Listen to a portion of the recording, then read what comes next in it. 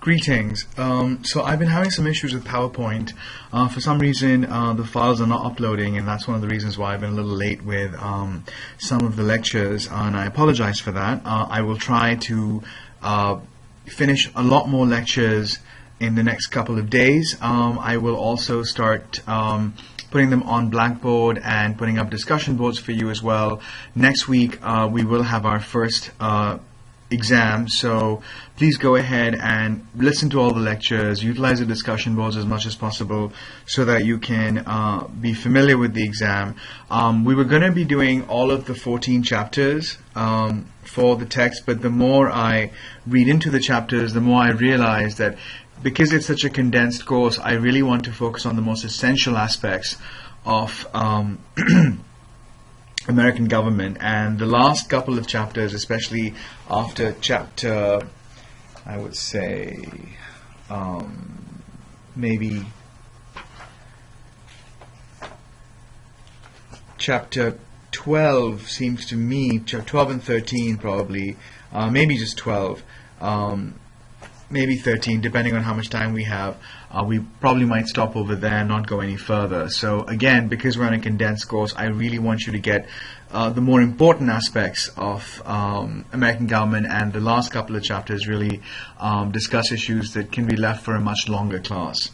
Alright, so this particular chapter is chapter 4, and we look at Congress in this chapter, so let's get started. As you can see, I'm also changing the technology. I'm now using Camtasia. Camtasia allows me to do a couple more things that PowerPoint doesn't. I'm pretty happy about the way it's working for me right now and working for you. You can actually see me scroll a lot more than you could in the past, so that's always a plus. So anyways, let's get started with the lecture. Let me see if I can. There we go. Okay. Alright, so the couple of learning objectives that we're going to look at are first and foremost, the formation of Congress, why was it created in the Constitution, and what does it do in terms of the way it's created, and how does that help the democratic process. The second thing we're going to look at are the members of Congress. Is Congress actually representative of its members? The third thing we're going to look at are congressional districts. Are the congressional districts, or the idea of districting, how important is it to the entire political process? We're also going to look at how Congress members view themselves, either as delegates or trustees. We're also going to look at when a particular Congress member, how advantageous is it for him or her to be an incumbent. An incumbent is someone who is currently in office as opposed to someone who might be vying for the office. We're also going to look at the issue of how Congress works, how it organizes itself, so, and what those workings actually mean. Other issues we're going to look at are congressional committees. They're also called the laboratories of Congress, and they're kind of important to understand, primarily because congressional committees help us figure out, let me go back, I apologize. Congressional committees help us figure out certain laws. Before something becomes a law, it is considered to be a bill, and a congressional committee helps us understand bills better. So we're going to look at congressional committees as well. We're going to examine the issue of what Congress is like when it's in session. We're going to look at how members of Congress make voting decisions. We're going to look at how bills become laws. We're also going to look at what can stop a bill, and how our current Congress, especially the Obama Congress, because it is probably, if not one of the most partisan Congresses ever in the history of the American government, and how the Obama Congress has gotten over this high level of partisanship and actually gotten to make a government work, not really work, but at least limp along the way it is right now. And then primarily we're going to start examining questions as to what we feel Congress is going to become in the 21st century, and how do we see Congress moving forward. So let's start with the first topic. So why was Congress created, and how does it express the will of the people? Well, if you remember earlier, we talked about the idea of a bicameral legislature, and a bicameral legislature meant two chambers. And this was primarily taken from the idea of the British Parliament, but we have a similar ideology in Congress, which means we have a House and we have a Senate. The House, or the House of Representatives, which is the proper name for the House, is the chamber of commerce that reflects the will of the people, because House representatives are elected by popular representation, which means they are directly elected. It's a direct vote process, and they're directly elected into the House. Conversely, initially, the Senate in the beginning was actually senators were elected by the legislature, which means House members elected senators, though now they are directly elected as well.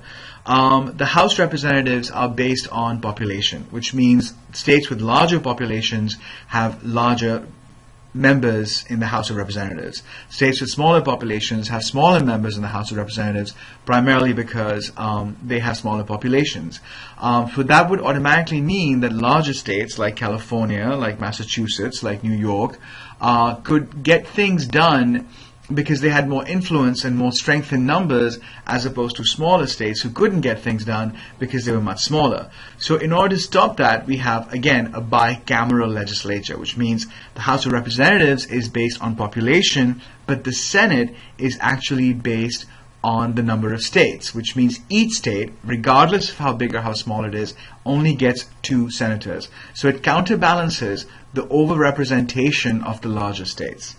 The other way the Senate is different also is that senators are elected for 6 years, as opposed to representatives who are elected for 2 years.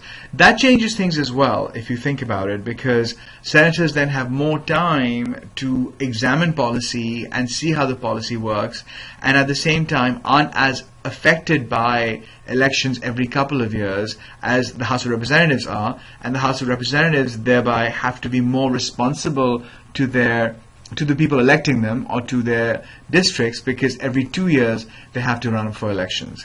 So this is how the bicameral legislature kind of helps each other, or helps the U.S. Congress, Congress maintain some distance by using the senators, and at the same time be representative of the will of the people by using the House. What are the powers of Congress? Congress has a number of powers. In fact, some people might argue Congress has way too much power. A lot of people actually believe that. But we'll just go through a couple of those key powers as well. Laying and collecting taxes, borrowing money, regulating commerce with foreign nations, coining money, establishing a post office, issuing patents, creating courts inferior to the Supreme Court, and we'll talk about that when we hit the Supreme Court chapter, to declare war, to raise and support an army, to provide for a militia. So basically what Congress does, and this is if you look at the last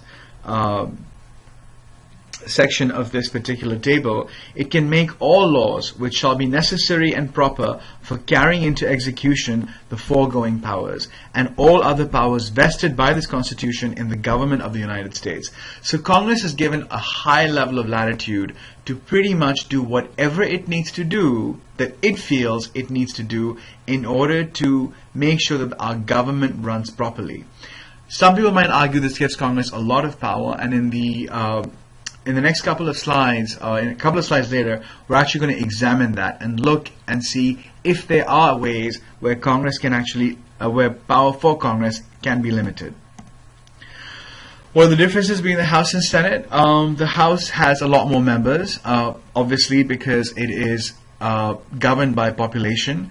So right now there are 435 members in the House. Each member is responsible for a particular district. As we said earlier, they have a smaller term, a 2-year term. They have smaller constituencies because they only represent districts, as opposed to senators who represent states. They have fewer personal staff for that reason. Because it's a larger bodies tend to be more rule-oriented, so they have less flexible rules than the Senate. Their debate is a little bit more limited, and we'll talk about the idea of filibustering and Senate debates in the slides later on. But their debates are a little bit more limited. They aren't as policy specialists as we would like. They tend to be more policy generalists, just like the Senate. not as powerful, but become more powerful when they join committees. And again, we're going to talk about committees as time goes by as well. They do tend to be much more deeply dividing along party lines, and this again could also be a consequence of the fact that they are elected every 2 years. So they really need to be closely connected with their party, just so that they are able to, work and get party funding for getting re-elected. Senate is different that way. It's smaller, longer terms, more flexible rules. The debate is unlimited. They're also policy generalists as well. So all these things, these are the ways that the House and the Senate are a little different from each other. One of the ways, one of the more important powers of Congress also is the power of impeachment. Impeachment means removing public or government actors from office. Government actors such as high as the president can be impeached, and they can be removed for treason, for bribery, or other crimes as well. The House of Representatives votes on the charge, and then the trial takes place in the Senate. We talked about this really important clause, and I'm going to mention it again, which is Article 1, Section 8, Clause 18 of the Constitution, which states that Congress can make all laws which shall be necessary and proper for carrying into execution the foregoing powers. Again, which gives Congress a large amount of power.